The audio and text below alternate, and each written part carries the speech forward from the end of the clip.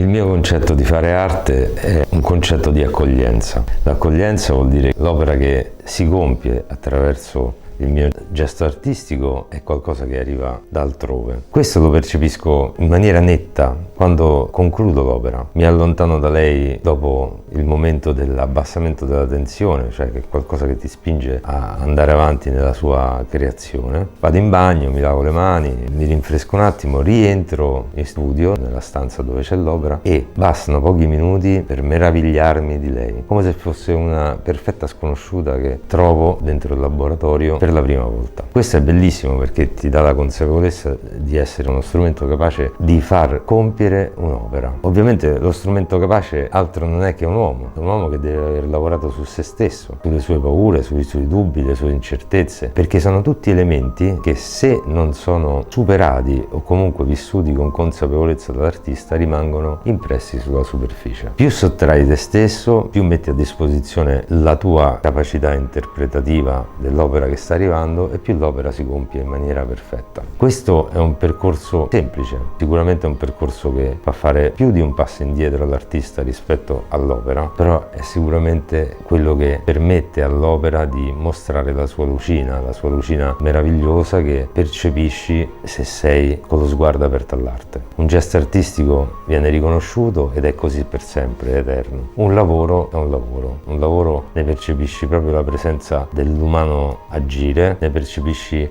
la forma evolutiva. L'opera è eterna, l'opera quando si compie è quella e sarà per sempre così, come un mantra che dice le stesse cose per l'eternità. L'alchimia dell'arte, anche qui, è un segreto presto svelato. Come una fredda parola diventa poesia, o una semplice nota abbinata con altri diventa una melodia eterna, dai valzer di Strauss alle composizioni rock degli anni 70, che appena le ascolti sai benissimo che hanno quella connotazione di eterno, che non potrà cambiare, che non potevano essere altro che quella sequenza di note, quella sequenza di parole, quell'abbinamento di colori o qualsiasi cosa che, unita a sé, un elemento semplice, diventa un'opera.